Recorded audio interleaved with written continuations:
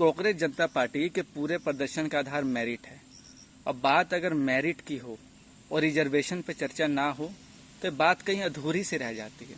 ऐसे एसएफआई के मेंबर जिनका काम है हर प्रदर्शन में जाना, डफली बजाना और ब्राह्मणवाद मुर्दाबाद के नारे लगाना, उनसे जब कुछ पत्रकारों ने रिजर्वेशन के बारे में सवाल पूछा तो उनसे जवाब देते नहीं बना।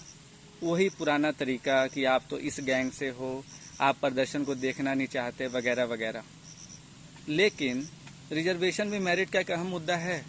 रोहिणी कमीशन जिसको 2017 में अपॉइंट किया गया, उसने ओबीसी रिजर्वेशन को 4 हिस्सों में बांटा है। रोहिणी कमीशन का कहना है कि 25% ऑफ द जो ओबीसी कास्ट है और 97% ऑफ द रिजर्वेशन का जॉब ले लेती है। ओम प्रकाश राजभर उत्तर प्रदेश में कई सालों से मांग उठा रहे हैं कि ओबीसी को सब कैटेगराइज किया जाए। रोहिणी कमीशन ने भी ओबीसी को 4 हिस्सों में बांटा है। जरूरी है कि रिजर्वेशन में व्यापक सुधार किया जाए। मैं ये नहीं कहता कि आप रिजर्वेशन व्यवस्था को खत्म कीजिए, लेकिन कम से कम इतना सुधार तो होना ही चाहिए कि देश में जो एक वर्ग है जिन्हें लगता है कि रिजर्वेशन का अभी का प्रारूप सही नहीं है, उसे भी तो कहीं ना कहीं न्याय दिखे। जो भी जातियां ओबीसी में अब संपन्न हो गई हैं, अब समय आ गया कि रिजर्वेशन छोड़े और यही क्राइटेरिया एससी और एसटी में भी लगाना चाहिए।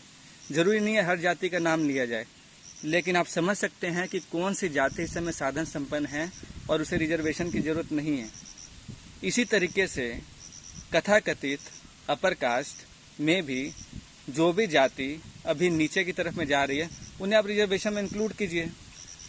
और बाकी जातियों में से भी जो ऊपर चली गई हैं, बाकी कैटेगरी में से भी जो ऊपर चली गई हैं, उन्हें आप ले आइए रिजर्वेशन से बाहर। तभी तो न्याय के आधार पर समझा जाएगा कि आपकी पूरी जो मांग है न्याय संगत है।